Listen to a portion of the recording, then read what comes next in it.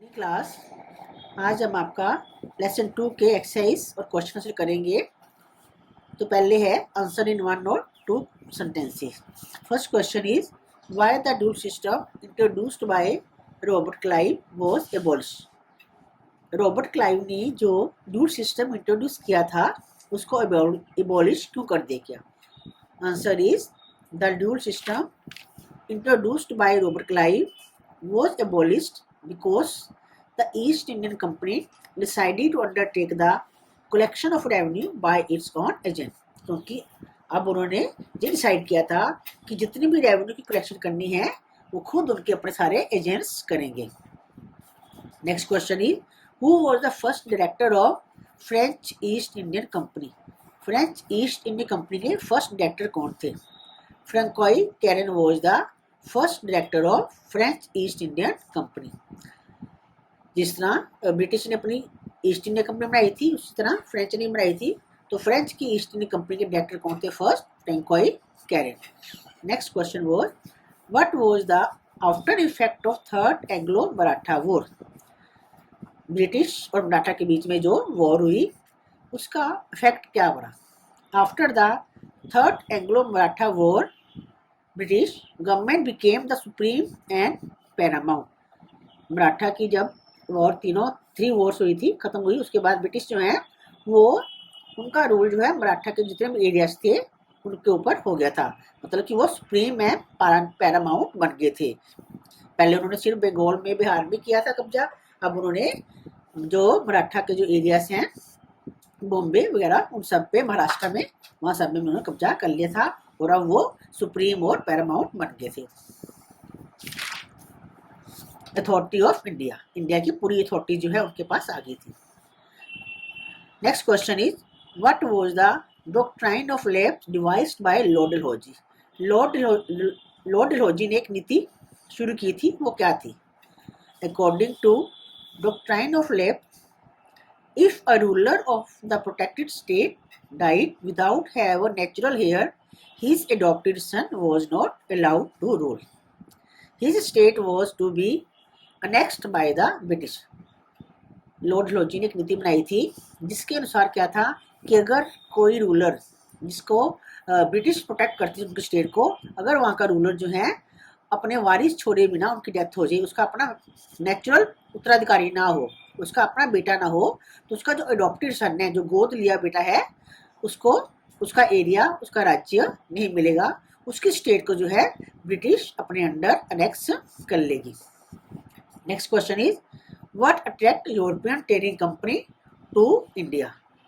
European company जो है French आए हैं, डच आए हैं, उसके बाद पोर्तुगीज ब्रिटिश सारे आए हैं। ये इंडिया में क्यों आए हैं, क्या चीज़ थी जो उनको इंडिया में आने में अट्रैक्ट करती थी।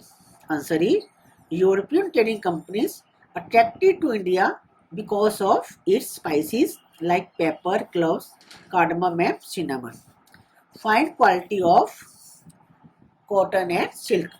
क्योंकि इंडिया की जो है जो स्पाइसेस हैं पेपर, क्लोव्स, कार्डमम और फाइन बढ़िया क्वालिटी का कॉटन और सिल्क यहाँ का बहुत अच्छा था, इसके लिए वहाँ के लोग जो हैं वो अट्रैक्ट होते थे। अब इसके क्वेश्चन जो है next question is what were the causes of conflict between the nawabs of Bengal and East India Company. East India Company और नवाब के बंगाल के बीच में क्या कॉन्फ्लिक्ट था।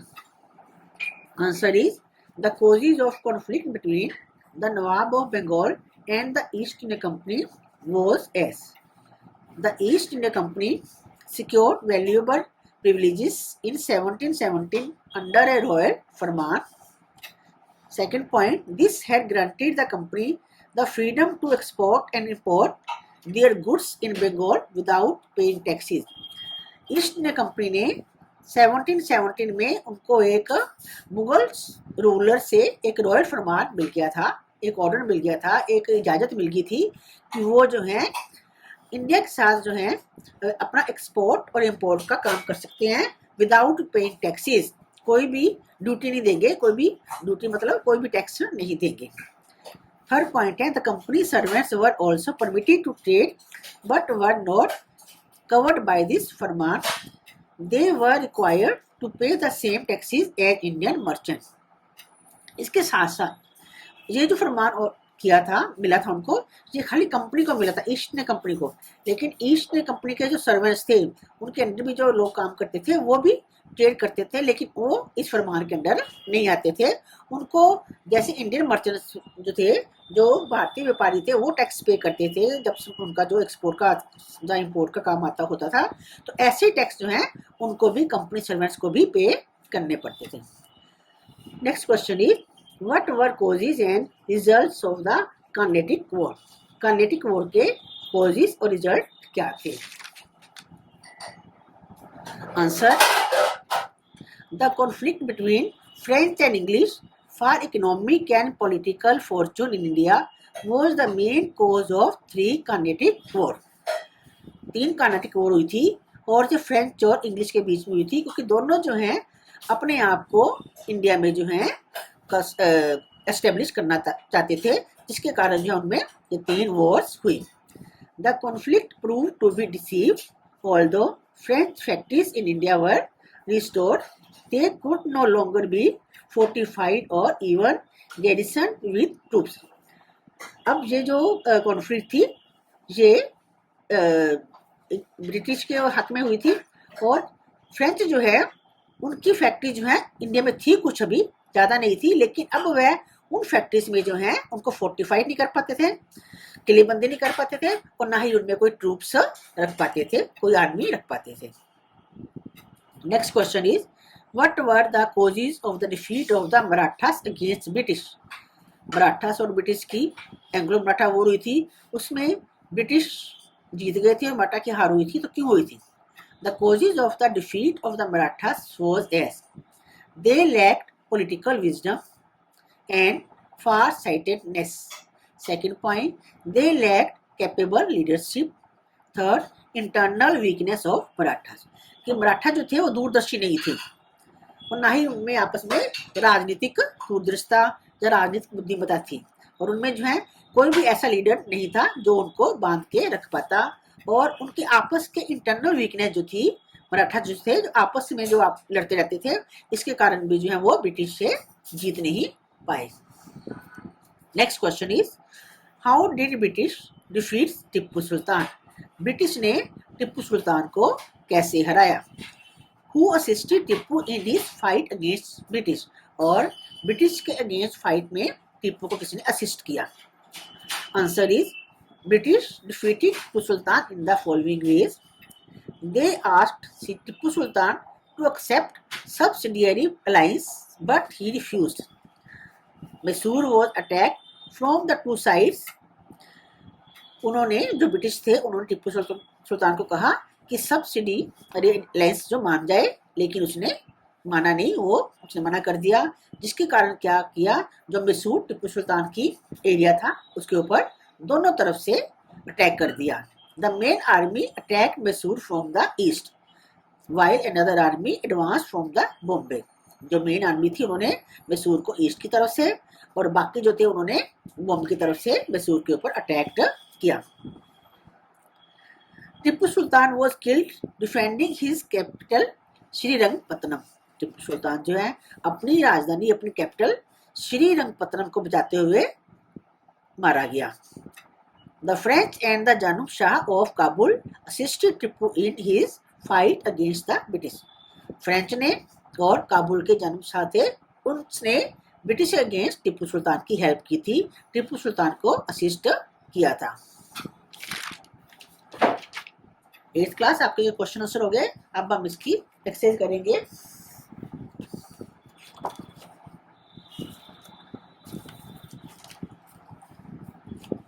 सबसे पहले हम इसके फिल इन द ब्लैंक्स करते हैं।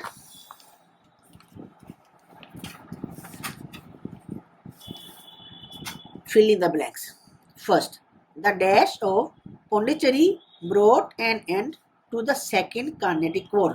सेकेंड कार्नेट, जैसे आपको भी मैंने ऊपर बताया कि 3 कार्नेट की वॉर हुई थी, तो सेकेंड कार्नेटिक वॉर हुई थी वो किसकी पौंडीचेरी की। पौंडीचेरी में क्या हुआ था जिसके कारण जो है वो खत्म हुई थी? तो इसका आंसर क्या है? ट्रीटी। ट्रीटी मतलब क्या होता है? आपस में एग्रीमेंट जो हुआ था ब्रिटिश का और फ्रेंच का जो है अब TT ऑफ, यहाँ फर्स्ट में क्या आ जाएगा TT, TREATY, the TT of Pondicherry brought an end to the Second Carnatic War. Second, Sirajudaulah ordered English to demolish their dash at Calcutta. Sirajuddaulah ने इंग्लिश को क्या खत्म करने के लिए बोला था? डिमोलिश दियर फोर्टिफिकेशन, जो कलकत्ता में उन्होंने फोर्टिफिकेशन की है उसको तोड़ दे, उसको डिमोलिश कर दे। तो इसमें क्या आएगा? फोर्टिफिकेशन।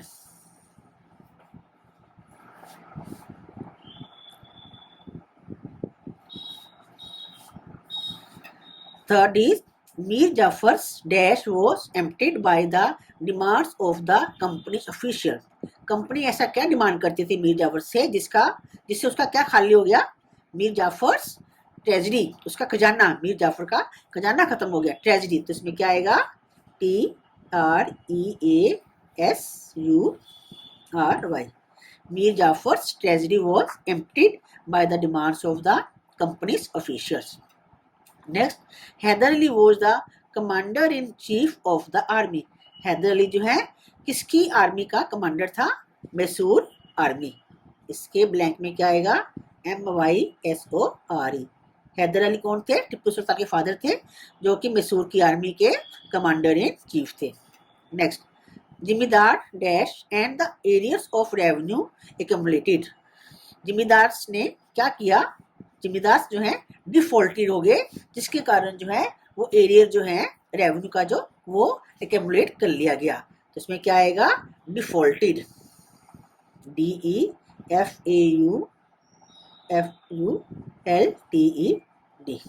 ये तो फिल इन द ब्लैंक्स होंगे। अब इसके true false. First, the highest civil court of appeal in Calcutta was called Sadar Diwani अदालत। कलकत्ता में जो हाईएस्ट सिविल कोर्ट थी उसको सदर दीवानी अदालत कहते थे। It is a true sentence. Next, the deputy Nizam could be removed without the consent of company. Deputy Nizam जो था उसको कंपनी जो है रिमूव कर सकती थी। तो कुड नॉट, इसका आंसर कुड नॉट होगा, तो ये राइट होगा, ये फॉल्स है। Third, Hawkins the British ambassador visited the court of Jahangir in 1609। British का राजदूत जो एम्बेसडर था उसने जहांगीर के दरबार में आया 1609 में। तो ये रॉन्ग है, 1608 में आया था। It is false.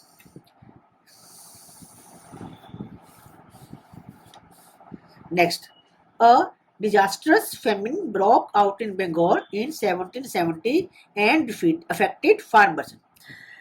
बंगाल में 1770 में एक फेमिन आया था, उसमें जो है फार्मर्स को अफेक्ट किया था।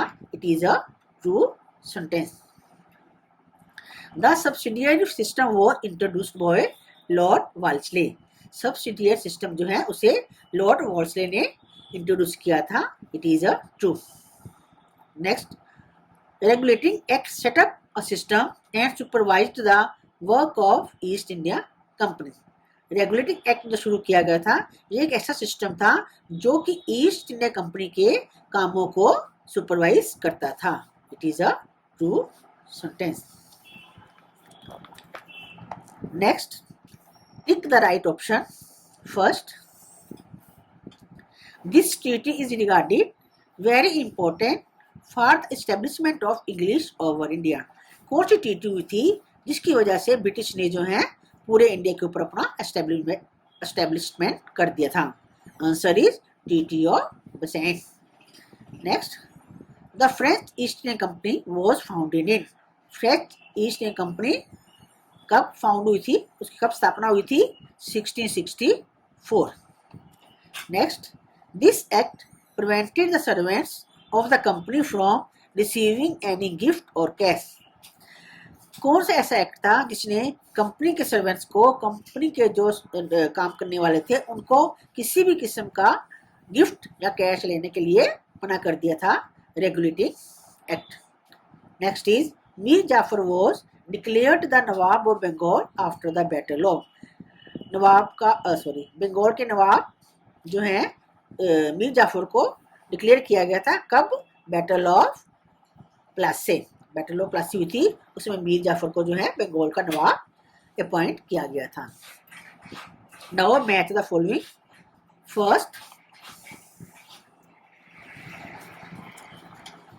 पिट्स India act. Pitt's India act जो है कब शुरू किया गया था? In answer is 1784। Next, treaty of Salbai. Treaty of Salbai कब हुई थी? In 1782। Third, treaty of Bassein in 1802। Regulating act कब हुआ था? इन 1773। बैटल ऑफ प्लासी कब हुई थी? Answer in 1757। और battle of Buxar in 1764। 8th class, इन सब डेट्स को अच्छे से आपने लर्न करना है और जब पूरा क्वेश्चन आंसर और जो एक्सरसाइज है इन्हें कॉपी में नोट करके इनको लर्न करना है। ओके।